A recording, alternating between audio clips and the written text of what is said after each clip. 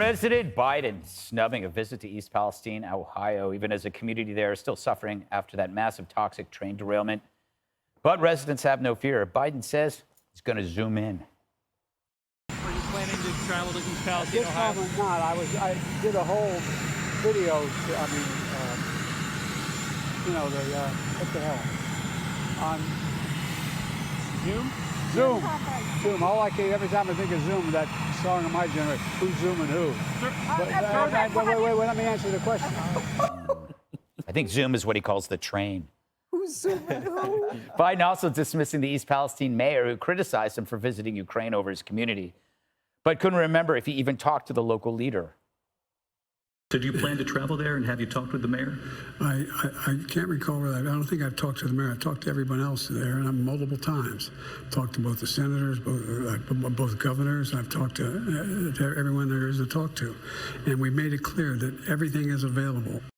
You know, Danny, you kind of made this point or in one of the earlier blocks. I can't remember. Not sure I was listening.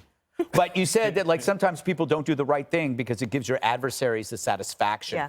Can't admit this was right or that was wrong. In this case, I feel like we're in that stage of this cycle where, like, I'm not going if they say we have to go. It's just like the border. Right. It's just like the border. I'm not going to the border. If the 5 says we got to go to the border, we're not going to go. Now they're saying go to East Palestine. That's why they don't listen to you, Dana. They don't listen to you because they spite you. I think they do hate me. Yes. It's true. They probably have that tattoo join the club. somewhere. I know. You probably feed them their talking points. It is strange that Mr. Empathy, though, that his instincts weren't to go or to send anybody. Or, as we've said before, like, why didn't you call a cabinet meeting before you went to Ukraine so that at least the people of Ukraine would know that you're on top of it, you're there. And then to feel like they're so disconnected, it's kind of also strange, too, going into 2024. I'll bring a little politics into it because apparently that's the season that we're in. There is one of the senators, Democrat Sherrod Brown, is up for re-election. And Ohio has increasingly become a very red state. And it's pretty interesting to me that Biden wouldn't want to even go and help him. Why would you not want to do that? The other thing I would say is that Pete, Mayor Pete, he got a real death blow in the Washington Post because the fact checker said there is no truth to the claim or no merit to the claim that it was Department of Transportation's Trump ruling that made this accident happen. So that's a pretty low blow right there for them. Harold, looks like the wheels are coming off this train. You said during the break, I'm so embarrassed to be a Democrat right now. And I said, it's okay, but it is kind of sad that this is your leader right now. He's our leader. And I wish he had gone sooner. I'd advocated for a while. I thought he should have gone. I thought Secretary Buttigieg should have gone sooner. The only person that's been multiple times is the EPA administrator, who you've had on your show. Someone's showing some accountability here. For the life of me, I'm not the finger pointing and the blaming. I think I'm going to let everybody allocate a little bit of that. I think we got to figure out how we help these people now and how we prevent one of these things from happening again. And I'm excited and encouraged that the Congress is going to hold hearings there on the ground. They'll get a chance to hear from residents. But more importantly, I hope they invite, which it seems that they are, Norfolk Southern as well as other railway operators, to figure out what they're doing in the near term and intermediate and long term to prevent something from like this happening again. And then 2, what is it that they do to allow their operators of their trains? How much subjectivity, how much discretion do they give them to stop those trains when they hear those kind of sensors or those kind of sensors are alerted? And finally, I don't know how much of this toxic material we transport across the country today.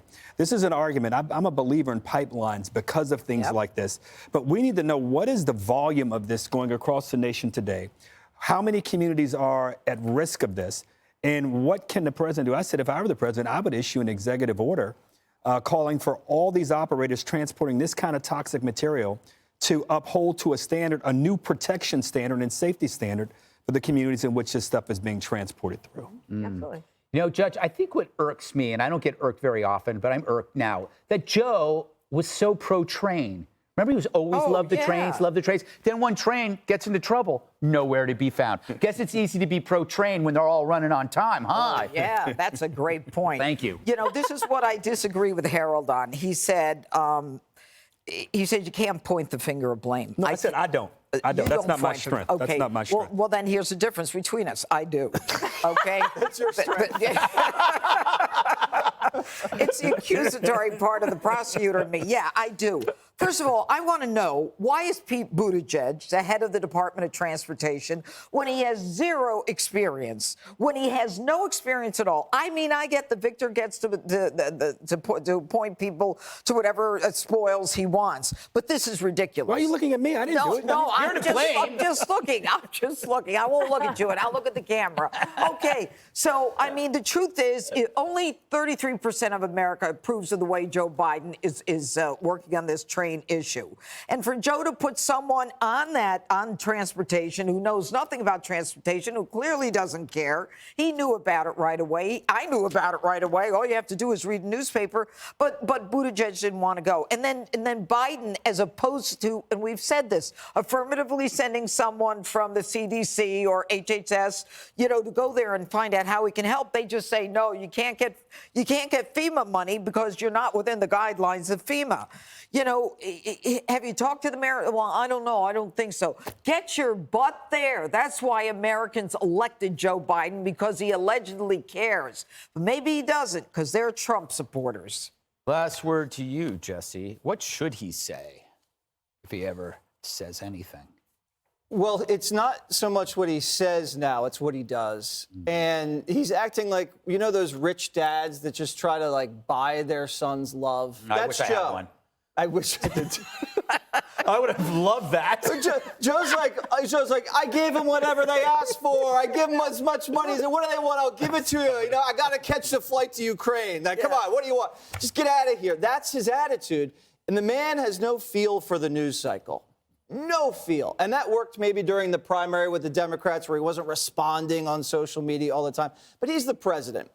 And if some show like, for instance, Jesse Watters Primetime leads with this toxic train wreck 7 nights in a row, and he doesn't respond until a week after that, I'm not saying you have to be cutting edge like Trump. Trump was so on the cutting edge of the news cycle, he was literally cutting the news cycle. But Joe has to strike a balance between kind of riding that wave, and he doesn't. And this is not a right-wing story. Rosie O'Donnell has come. The View is covered. Jon Stewart is. Aaron Brockovich is in town. I mean, Mayor Pete got hammered on the Sunday shows last Sunday by network news anchors about this very issue.